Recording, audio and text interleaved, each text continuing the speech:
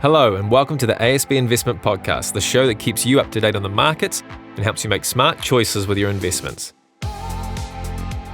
These are entirely our own views and that of our guests. It's not investment advice, but we know plenty of experts at ASB that will be happy to chat if you need. Well, kia ora and welcome back to another edition of the ASB Investment Podcast. We're in an environment that every business leader and company director listening will recognise. We've got subdued growth in some areas. We've got lagging productivity in others. There's geopolitical tension everywhere. You never know what you wake up to each morning. Climate transition, or that climate transition is putting pressure on things. Supply chains being disrupted. There's rapid technological change. Everything's going on, including what we talk about with AI all the time. In times like this, the instinct can be, one path to take can be to batten down the hatches. You can manage cost and wait for conditions to improve, lock the door and wait the storm out. But the Institute of Directors, new magazine or piece of thought leadership / journal, I called it, called Governing for Growth in Uncertain Times, makes the case that growth will not simply occur because you try to wait out the cycle, right? Waiting for it to turn. Boards need to actively govern for it. And to unpack that, I'm delighted, I really am, to be joined by someone I've seen around at events for a long time, Chief Executive of the Institute of Directors, and we'll call it the IOD, Kirsten Patterson. And that's the last time I'll say Kirsten. It's KP. We know you as. Kirsten, or KP, I put my foot in it straight away. Kirsten is the Chief Executive of the IOD.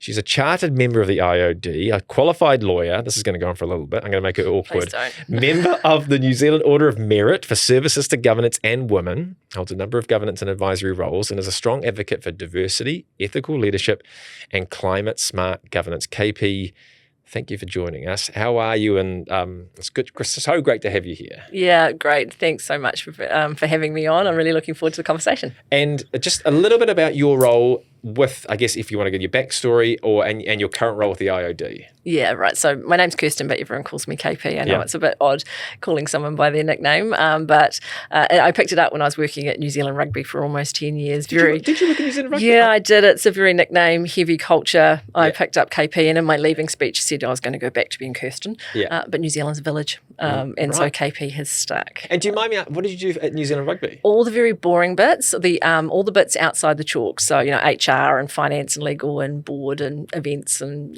comms and those sorts of things, but was lucky enough to also do the All Black coach appointments, the collective contract negotiations and the salary cap, and then was also the lead for New Zealand Rugby Union on managing Rugby World Cup 2011.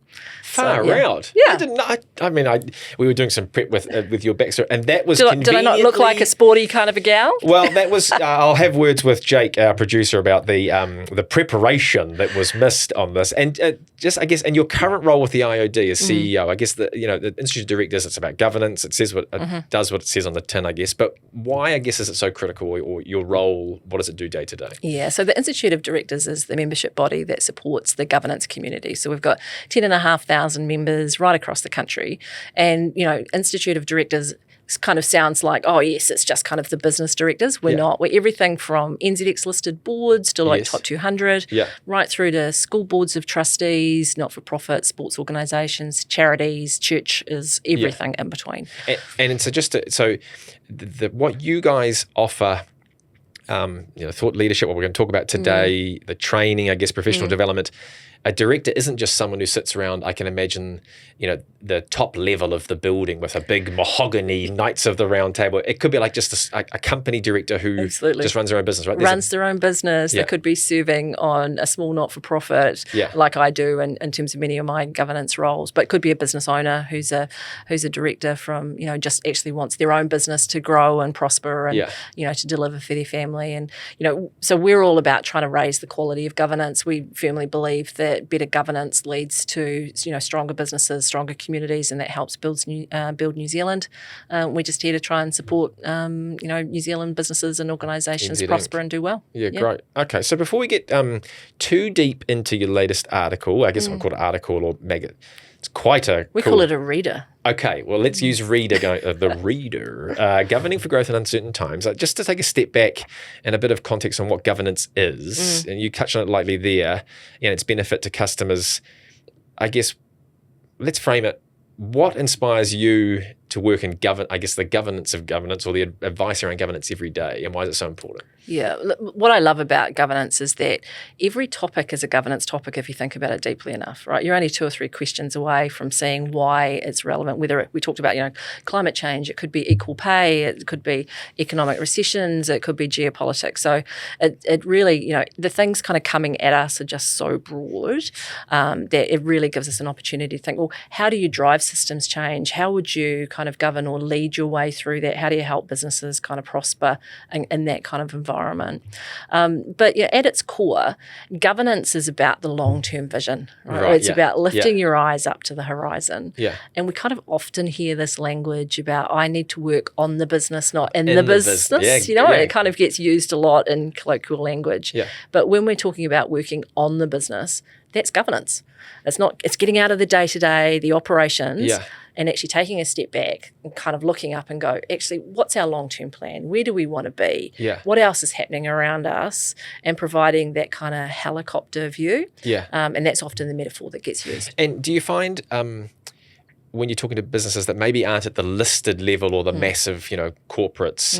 And very few are, right? Like we've got, a reasonably kind of shallow, capital markets here. Yes. We don't actually have a lot of listed and large companies. Yeah. The majority of our economy is smaller or privately owned entities. Yeah. And so do you think, did people confuse, to your point, working on the governance isn't for us because we're not massive and we don't have a formal big board with independent, but you're saying is governance is just actually synonymous with long-term vision and strategy. Yeah, that's what it is at its core, right? Yeah. So, I'm really lucky I get to see so many different organisations, and I often call myself a governance nosy Parker, right? Because I'm peeking over the fence into so many different industries and businesses. And when I'm out speaking to particularly SME business owners, and it tends to be about that 10 mil turnover mark where the bank has said, hey, you want some more money, you need to get a bit of independent advice in here or a bit of an advisory board. Infrastructure around. That kind of bit of support around you. And when I'm out talking to them, I say, hey, I've got this great idea for you. I can give you a Dragon's Den that's going to test you once a month. I'm going to give you a marketing expert, a finance expert, someone who's got export experience and can help you scale your business. They're going to give you advice and coaching and mentoring, test your strategy, and give you hard stuff and help you with their networks and unlock stuff. They go, that sounds amazing. I love it. I say that and I go, and we're going to call it a board. And they go, oh, no, I don't want that. Because we've kind of haven't done ourselves a favour on the kind of the brand of governance. People think that it's about compliance, about control, looking backwards. Someone buying your business. Or, and about trying to, control what I can do and I'm losing decision-making when actually governance is about looking forward. Yeah, you've got to have some of your compliance and stuff in place. You've got to do that anyway as a director. Yeah. But it's actually about how do I grow things and what's the strategy, what are the risks and what are the opportunities. Because I didn't know where you were going with that. Like I thought, I could offer you this, I could help you with this. That I wasn't sure where you were taking but it was awesomely done. But that sounded to me like mentorship. At its core, governance is a form of mentorship, right? Yeah. Because and particularly if we think about like in the SME sector, where often it's an advisory board, you still hold decision making. The advisory board's coming in to give you advice. Yeah. One of the core things that we do as a board is we mentor and coach our chief executive.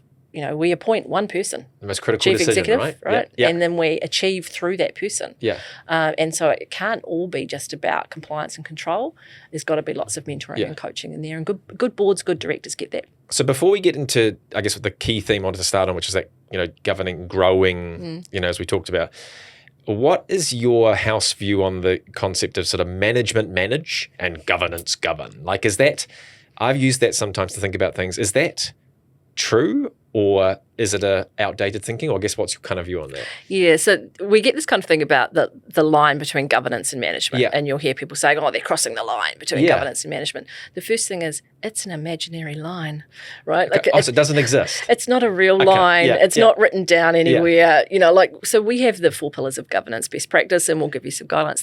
The thing is, that line will vary for each organisation and each board based on where they are in their life cycle, their season, how much confidence they have in management. Yes. And if we think back to things like COVID, for example, boards stepped over that line really quite quickly because all of a sudden we were doing weekly cash flow and we were getting involved. Yeah. But at a general rule, that kind of metaphor of the helicopter again, we talk about management being like, if we say like a ship, they're taking us off to, the board's decided strategically we're headed to a Pacific island. Yep. Management's in the ship. They decide how we get there. So the board set the strategy of that's where you're going. Yeah. Management are operationally doing the work to get us there. Yeah. Board's up in the helicopter going, is that still the right island? Is there an iceberg that's Detour, going they're getting around? But management decide how they're kind of doing it. So it's often talked about as kind of like noses in and hands out. So the board's looking over the top. They're not actually. So they're asking lots of questions. Are you sure? Verify. How do you know that to be true? Give me some assurance. Good that questions. Kind of good coaching, mentoring, checking, and confirmation. Yeah. But actually, it's management who are in the doing. You set the guardrails and the delegations. Yeah. And it's the same way that companies are set up. And, the whole reason we have companies in the first place is that, back in the day, you used to be personally liable, right? So if, before we sort of had companies in place, society said, okay, we'll allow limited liability so that shareholders are not exposed to the full amount to promote economic activity. Yeah. But the trade-off for that is a few rules.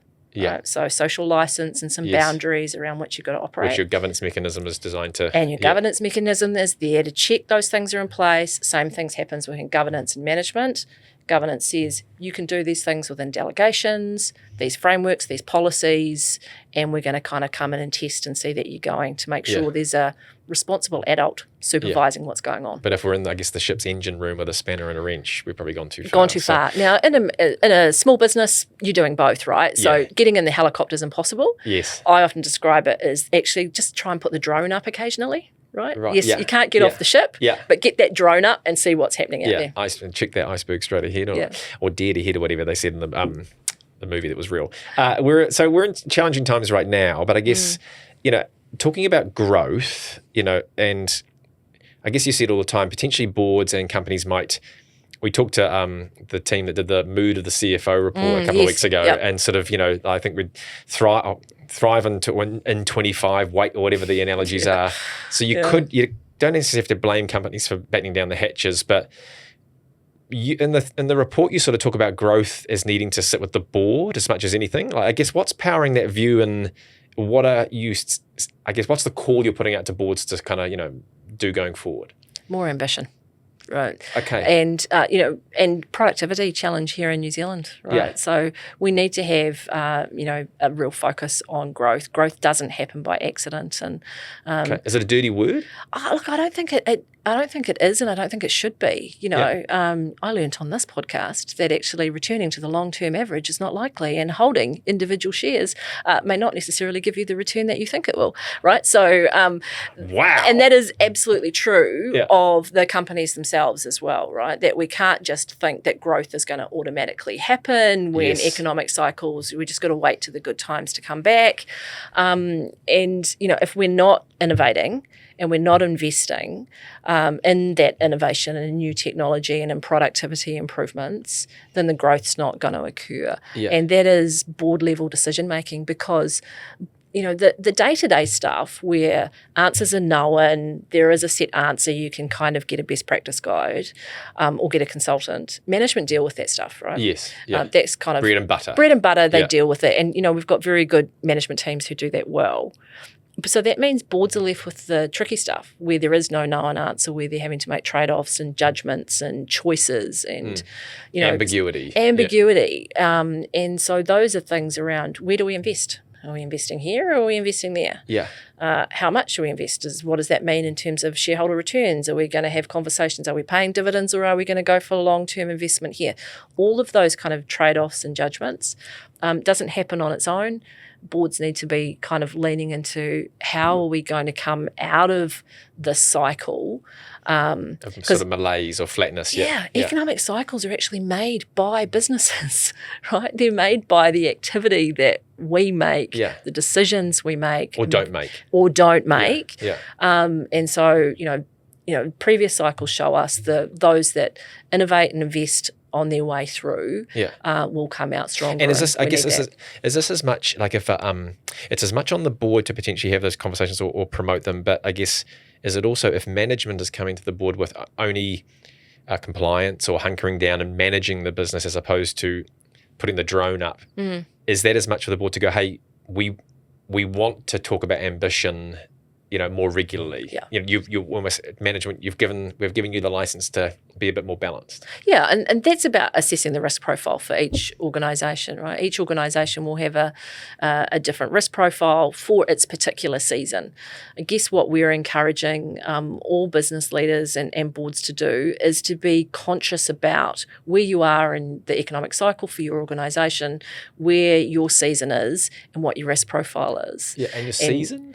Yeah, I think there's different seasons for different organisations, and that's like we often talk about the whole reason that boards are not a lifetime commitment. They're a short term is because you should match your board to the strategy. Yeah, nice. Right? Yeah, and not just the strategy of where you are now, the strategy of where you want to be.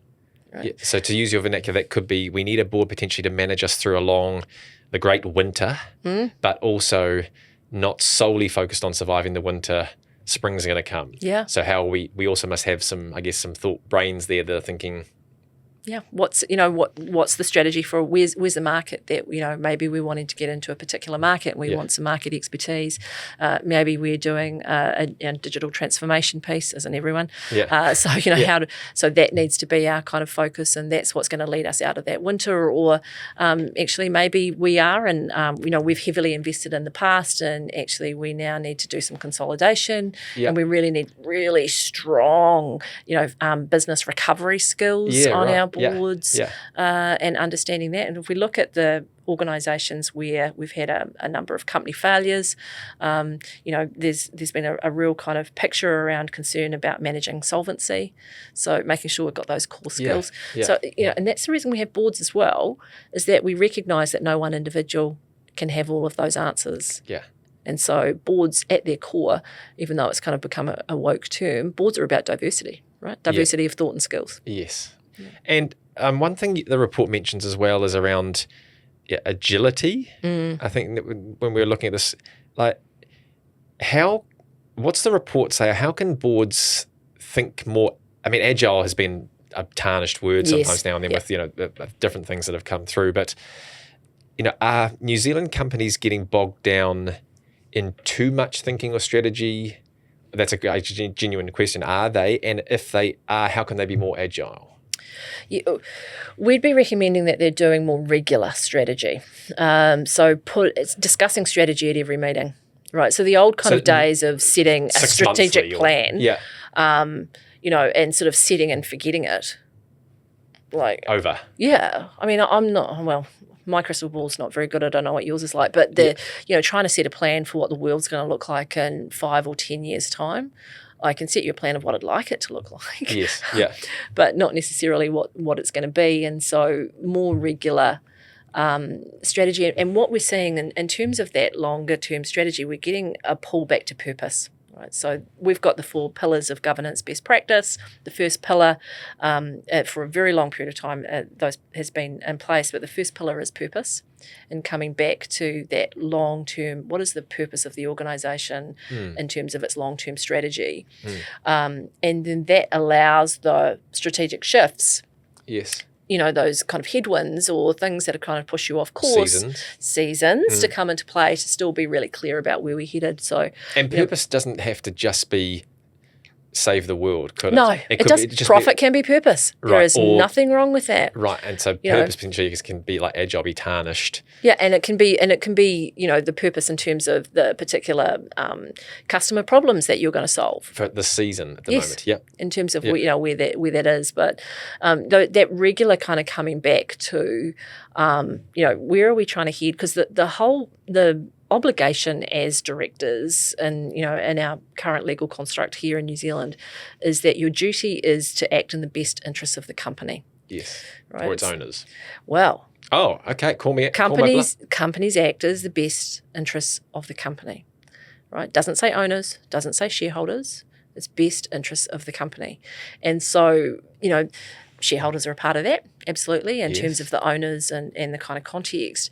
But I kind of sometimes describe it as companies are in many ways teenagers, and I've got teenagers.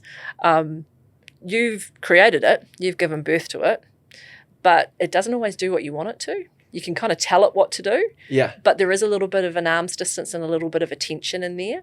And particularly as, small business owners, which was my family background, sometimes what's in the best interest of the company is not what is in the best interest of yourself. Having that. Hence the teenager. I love that analogy. Okay, so speaking about, this is the weirdest segue, but innovation and or teenagers. Let's talk about innovation and AI. So one thing Frank and I on the podcast and other themes we've been talking about is obviously AI and its impact on investing and things. I guess it's obviously the IOD and the report and just generally is probably talking about AI a lot and its impact on businesses, whether that teenager is in the early stages of it or they're a bit more across it.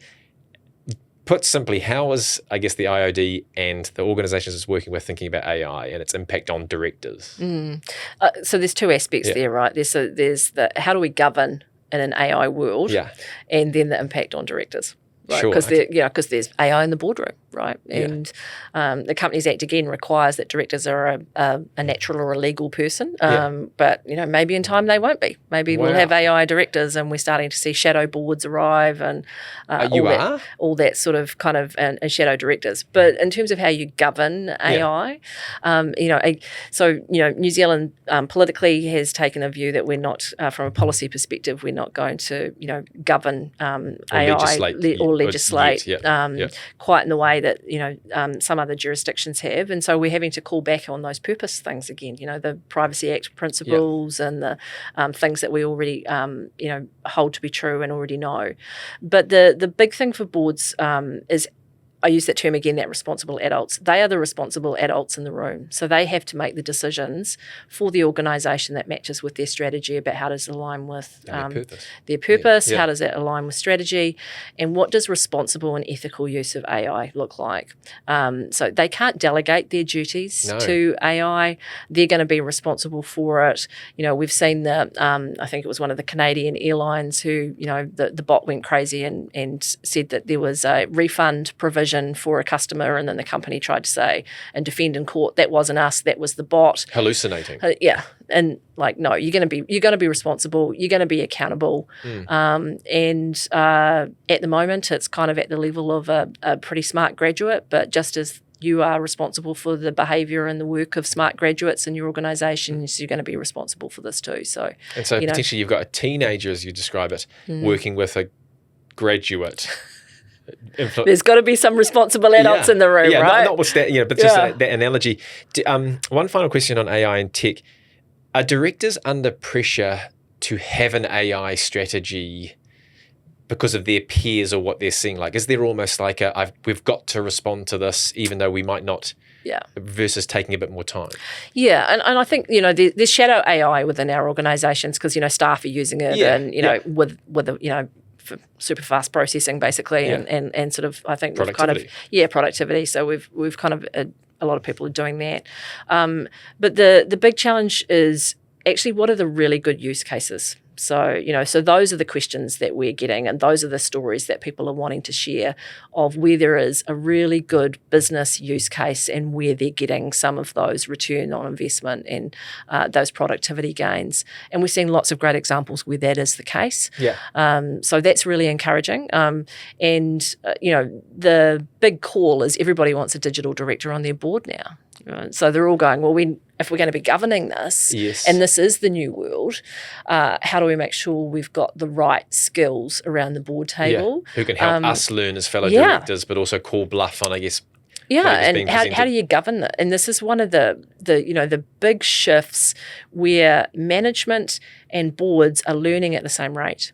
normally you've got somebody coming into a board who's got lived experience of it. Yeah, built a company. Yeah, and look, and the academics will tell me, we've had AI for 30 years, KP, and that's true. But not this. But not in this. Accessibility, right? And not in the, so we need directors who can bring that agility, understand trade-offs and investments and, the technology, digital disruption and what it does to business models. Yeah. And that's the challenge. It's not the coding. It's the what does this mean to shifting business models? Yeah, and our what we've said, we're trying to get to that island.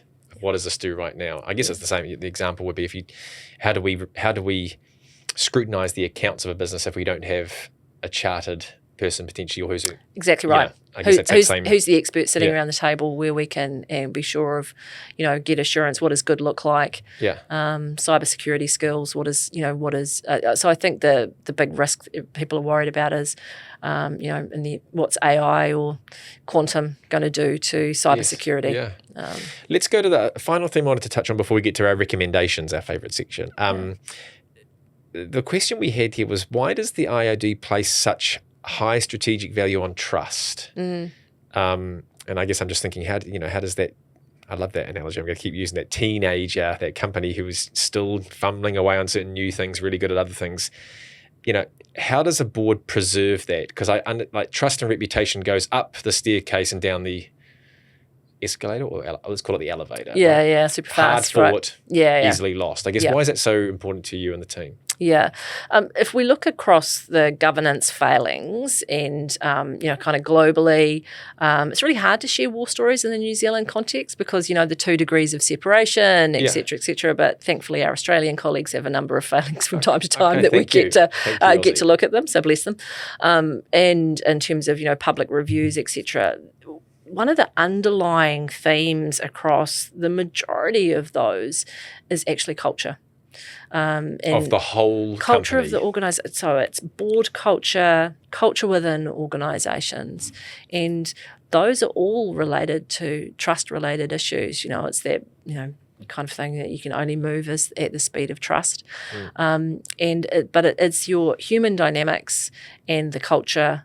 And where those things are eroded, where if you've lost trust within the board, then it's not going to be effective. If you've lost trust with management, then management's not going to tell you the truth about what's difficult and tricky. Whether consciously or unconscious, right? Yeah, because, and if you've haven't got trust in the organisation or your culture's wrong, you'll have unintended consequences of your remuneration decisions. We saw that in the banking inquiry coming out of Australia. People were incentivised because of, to win an iPad, they'd sell insurance products to a customer who really didn't need them, and who really couldn't afford them either. No board said you should do that, but that was the consequences of systems and things and the culture of whistleblowing, not coming back up the right way, because there's not trust that people can kind of raise issues when they're difficult and tricky. I guess it's the same as a couple, right? Same as a family, right? So I don't know why we sort of think that boards will be any different or any special. It's not a science, it's an art. Yeah, it's people. It's people. It's that old thing that, what's that, any plan survives until you get punched in the face or whatever. The Tyson quote. The Tyson quote. And it's the same, that any policy or any sort of governance structure survives until you put humans in it, right? Like it's the humanity of life and decision-making. Boards are collective decision-making aspects. And so, we do have to have that. And then now with digital technology and transformation, how do you do that trust at scale? When actually, the interpersonal aspects are starting to be eroded. Edelman Trust Barometer shows us that, levels of trust in our community are declining. And our workplaces are the place where we can come together and actually, contest ideas and build better things together and I guess that's a good have tricky conversations. I guess it's a wonderful challenge to business and companies or because you work across the spectrum, organisations, non-profits. We spend so much time in these companies or organisations, therefore you want trust there. And I guess that's, if that's not happening there, no wonder that's not that score's going down, but that's where you spend a lot of your time. Yeah, and it does impact not only on our communities, but it does impact on our businesses. I mean, you've only got to go into a McDonald's or a Coro Lounge and there's a sign up saying, please be nice to our staff. Didn't have that 5 or 10 years ago. We didn't have that 5 or 10 years ago. Yeah. Right. So there is an erosion in that our ability to empathy, communicate, kindly, to contest ideas without polarizing each other, and and that's what I love about boards, is that they are an arena to contest ideas. Right. Yeah, that's a teenager thing, an arena I'm going to walk away with so many new things I can use around the office. So to finish up, just I guess if you maybe it's trust or maybe it's not, but for anyone listening, what does good governance look like generally in life? Is there one thing you put it down to that might just be like the person who's just the sole director starting a small company, who's on that big board, or even as like an investor, to bring it back to the podcast name? Is there one thing you think stands out that's simply, I guess, the benefit of it, or what does good governance look like? Yeah, it's stewardship and long-term value. Right. Yeah. Not just short-term share price. It's not just today's returns. And when I was working at New Zealand Rugby, the All Blacks doctor, because I was not a sporty person. Now, was that Doc Mayhew then? Yeah, the late Doc Mayhew. Yes. Actually, I served on a board with Doc. And he was the All Blacks doc at that point. And he used to say, "This is not your practice body, KP." Right, isn't that wonderful? And it's that long-term value. What are you doing now? And that's true of our businesses and other things. So stewardship, long-term value. One of the things that we talk about is governance as service. So actually, and we kind of say, you serve on a board, you don't sit on it. I guess relationship, company, body, long-term view. Yeah, long-term view. Have a long-term view. Yeah. And then to our final question, my favourite, hopefully it's all the millions of fans' favourite as well. Is there anything you're reading, watching, or listening that you want to share with our listeners? Yeah, there's 2 books that I'm reading at the moment. Go for two. Yeah. So the first is Incorruptible by Eric Ries. And he was the author of The Lean Startup.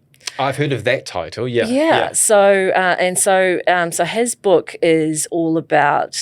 So he's kind of from this context of, I taught all these businesses about how to build these really great startups, and they've strayed from mission. And as they've grown, the mission of what the startup was founded. Yeah, the mission, and actually from good business practice. So his thing is about integrity in business and ethics, and how we need to come back to. So it's almost like a retrospective. Yeah, all of these kind of, how do you actually structure organisations and to build really strong commercial entities that still maintain ethics and integrity at their core. Wow. So that's a really great read. I mean, that sounds perfect for the chief executive of the IOD. Oh yes, very much. And actually the other one's a McKinsey book. It's a World of Plenty. Yes. And they've done this kind of research piece and challenge to say, what would it take in 100 years for, is there enough for the entire world's population to come up to the same living standards that the top % have now? And they've kind of taken Switzerland as the example. And if we were to take everybody up to the level of Switzerland in 100 years, they've taken the past 100 years and said, yes, we've moved that far. Yeah. It would take, the global economy has got to be 8 times bigger to be able to get that. Is there enough food, enough energy, enough minerals? They think yes. So what would it take, rather than whether we should or we've assumed what would it's it take to get to that by 2100, and the kind of challenges and how we can do that without ruining the planet. So it's an interesting read. Isn't it? Long-term view. Because there's one and one of the authors is speaking for us at our IOD conference in September. So I'm really looking to get him to dig into that. Because I think there's a stat, I forget the numbers, but there's some massive proportion of the world's population that still use maybe organic matter to cook their food as well. So it's a really nice analysis actually, because you think 8 times bigger in 100 years, what will that do to the planet? But actually, we've just got to reallocate some things in a different way. And hey, if McKinsey is saying that they can do it and save the planet. That's right. And so just before, if someone wants to follow what you guys are doing more and or the conference, just iod.org? Absolutely. Check out the website. Don't have to be a member to access lots of the services and information. Just really, businesses that are well governed, they're better at risk, they perform better financially. Good reasons to be interested in governance. But check out the IOD website, and there's lots of resources there to help. And I guess don't forget to put that drone up now and then, I'd say. Exactly. So thank you for joining us. I hope you had a good time. Great time. I've always seen you around events, but I've never had the chance to actually talk to you. So I really relished this one, and we hope to have you back. So KP and the IOD have given us a lot to think about in this conversation. And at first listen, you may think, that just because you don't sit around the board table, that big Knights of the Round Table one, that the themes don't apply to you, but they do. That could be a decision you're weighing up on whether this or next year you'll upgrade that forklift. I remember working in a warehouse where they had an old forklift and I thought they should have upgraded it, the warehouse to make you more productive. Or perhaps it's considering how to ensure your hard-earned savings maybe can work a little bit harder for you and you've been putting that decision on or off for a little bit. Workplace culture, innovation, strategy, and being faster. These are all tricky, big questions we have to grapple with every day. But getting advice and listening to experts like the IOD are some of the key steps that are always available to you, regardless of whether you're at that big table or maybe just starting out in your journey. So with that, we hope this has left you with some great opportunities to consider. Happy investing, and bye for now. Thanks for listening to the ASB Investment Podcast. If you have any thoughts on this episode, or if there's anything you'd like us to discuss on a future show, get in touch with us at podcasts@asb.co.nz.